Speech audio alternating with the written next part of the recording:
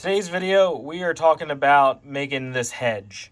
Um, as I talked in my talking about making this area, I came up with this idea kind of on a whim. One of my friends asked me if I'd ever seen a cool way to do a hedge, and this just kind of popped into my head. So I thought I'd walk through kind of what I did and some kind of variants that I think might work as well. Um, there's definitely lots of options here, but I thought I'd at least show you what I did here, and then maybe some other things that I thought about as I was doing it that I think could also work in addition to this as well. I don't know if I'm going to use this anywhere else. I think I might maybe put a little bit down through there just to kind of break that up a little bit, but I don't know. We'll see. So let's pop over to my work desk, and we'll take a look at how I did this. Okay, so here's the parts that I used to make it. Obviously, you need a lot of these. I was fortunate to pick these up off of a pad wall a while ago, and so these are definitely the ticket to a lot of the structure of this. And you don't need to use this color. I mean, obviously they come in all different types of colors. And I wish that I had them. I wish I had these two pieces in the exact same color, but I don't. And I think that that's fine. So, anyways, this is the main structure of it. So. Just stuck this guy right in the middle there, and extended it for as long as I needed it to be. The one that I made is probably, I don't know, maybe 64 studs long. The one thing you do need to be careful on, see, I've already done it, is that you need to just go back and forth every other one and not go too far one way or the other. I'm sure if you did maybe one off or something, that wouldn't be the worst in the world, but I'll show you why that kind of matters a little bit in a minute. So there's, what's that, 6? So let's go ahead and make this again. 1, 2, 3. Oh, see? Messed it up there. 3, 4, 5, 6. Okay, and so there's my 2 walls, right? And so at the end of this thing, they're going to stand up like that. Before you do anything else to attach these together, I would advise going ahead and adding the decoration to the side. They're going to be really hard to add the decorations to the side once they're locked in together, even though they're pretty strong. And actually, this is even like, I can flex this pretty well. And I think if you were in a situation where this was up against the wall or something and you needed to bend it, I think doing a singular one would actually work out pretty well for bending. The double thing doesn't work out because of how I'll show you to connect these, and it just doesn't, physics just doesn't work in our favor. But anyways, I just kind of stick these just kind of all over it. I'm not going to do too many because I don't actually need to make this. So I'm going to take this back apart in a little bit. But, obviously you're going to want it pretty full, and you're going to want it fairly random. I will say at the end, you can do 2 things. You can just kind of buckle one back like that.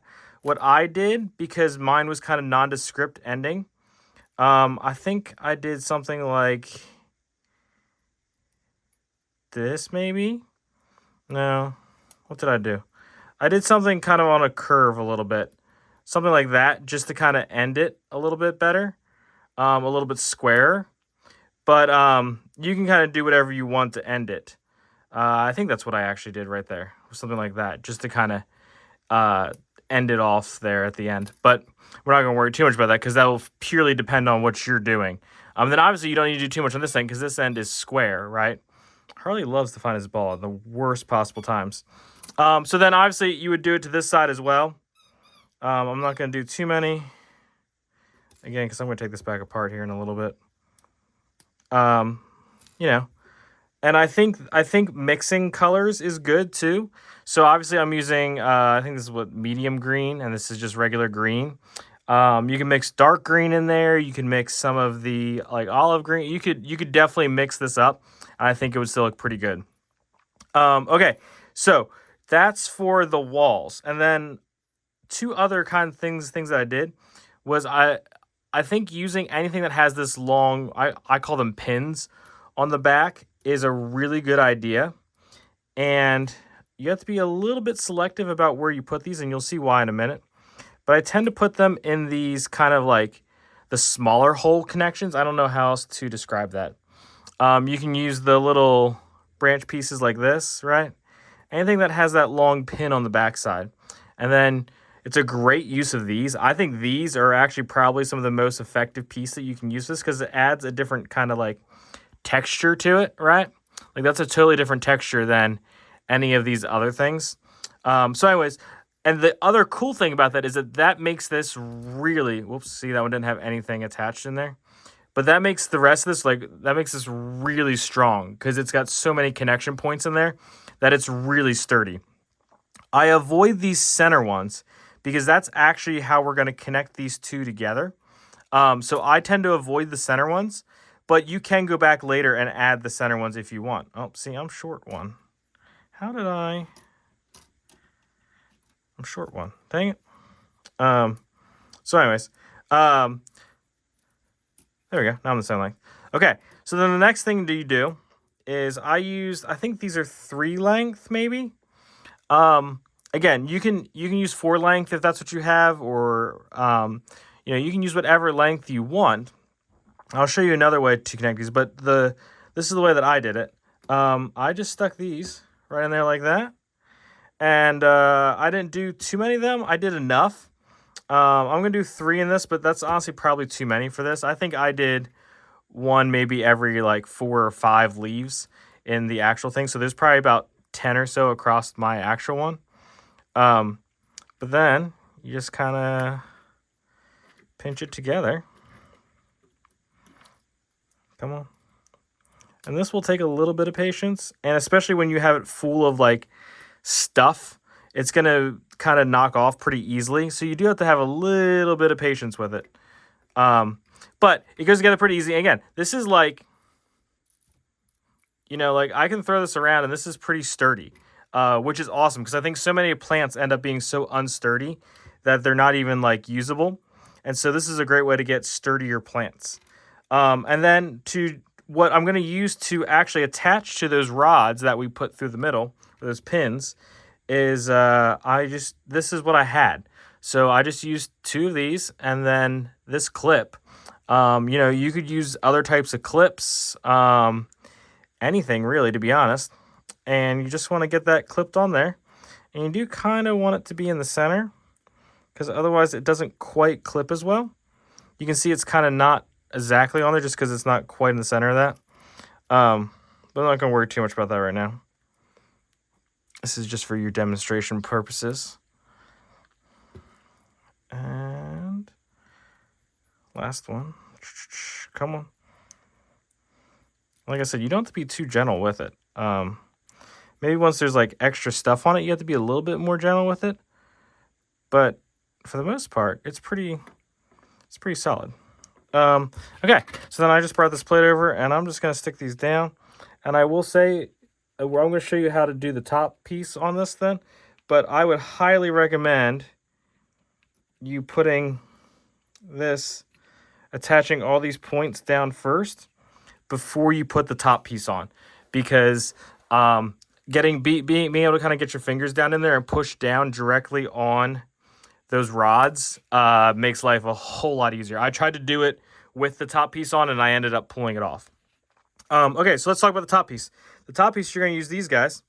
And it honestly, I found, actually looks best if you do, I don't even want to say alternate, but kind of randomize which direction they're going. And again, you want to make sure you're staying in just 2 layers, right? You don't want to be like staggering this back all the way or anything like that. Then you just got to make one that's long enough, right? So that's pretty close. And then all I did was I took these little snot bricks and I did them this way. I'll show you why I did them this way. And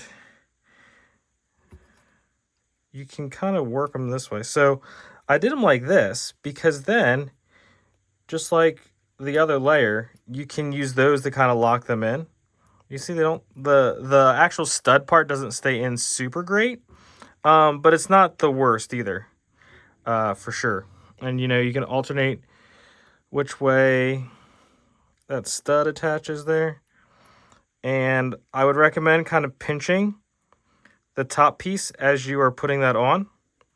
And then, you know, you go on down the row and do whatever. You can pretty up the top side, obviously. You know, you can put a bunch of these guys on there. You can put leaves on top, all that. I'm not going to go through all that right now.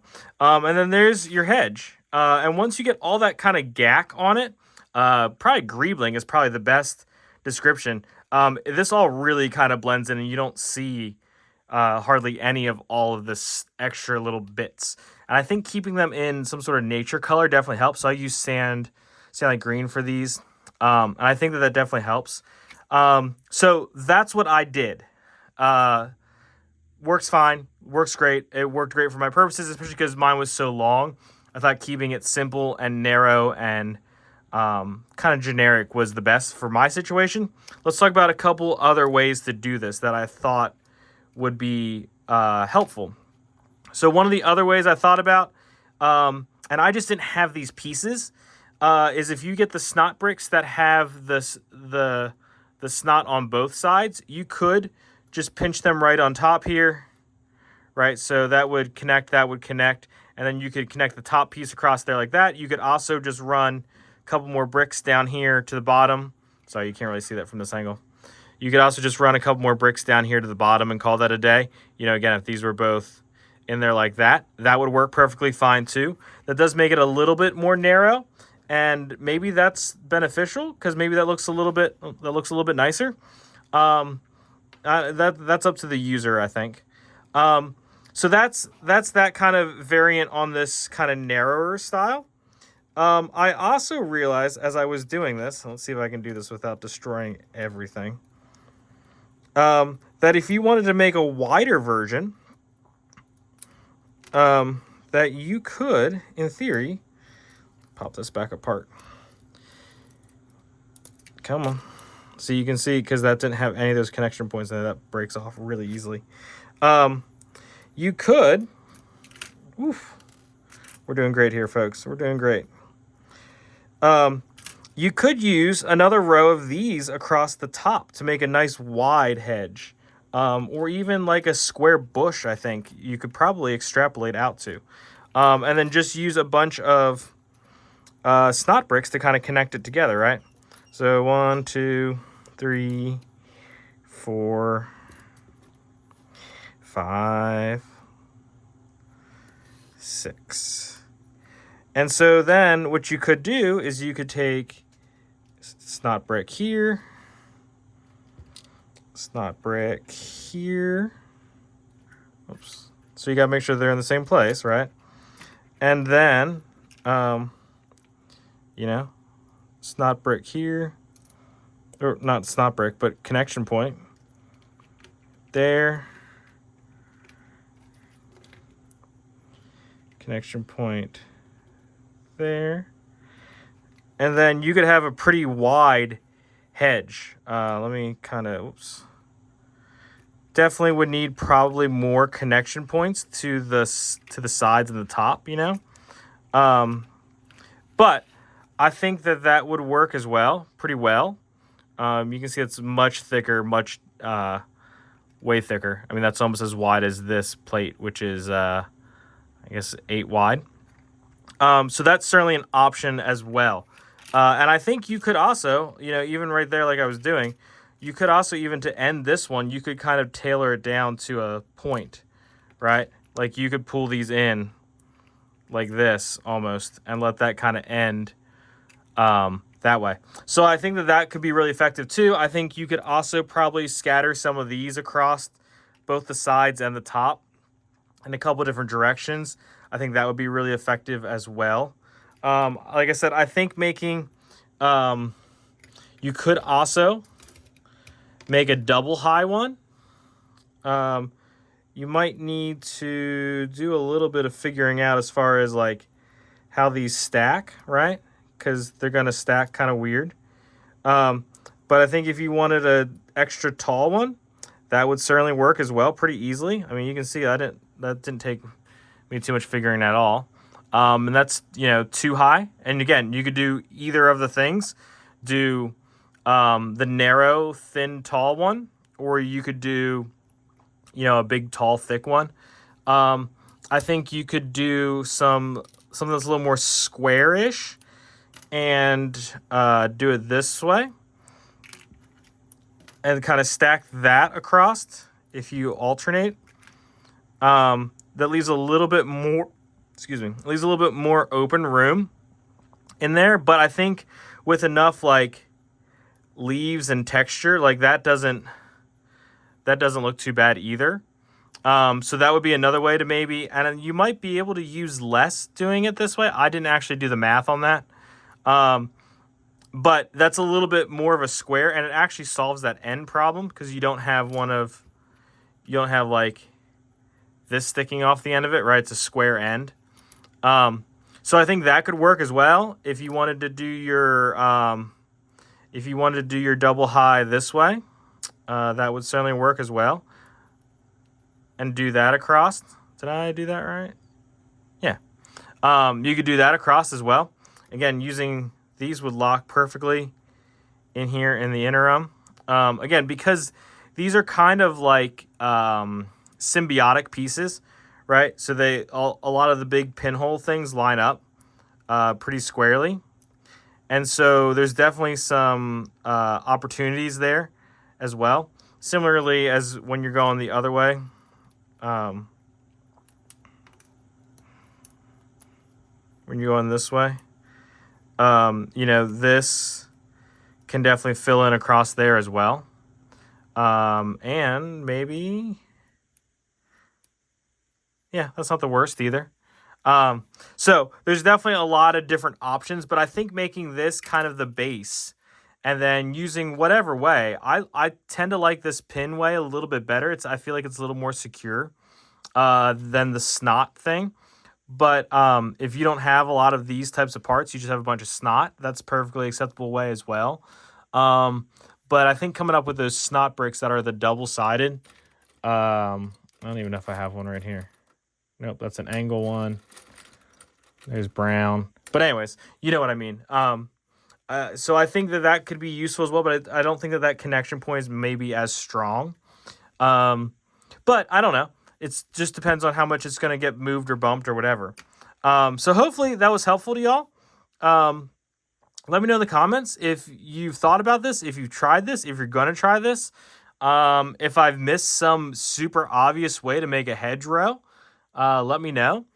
And thanks for watching. See y'all next time.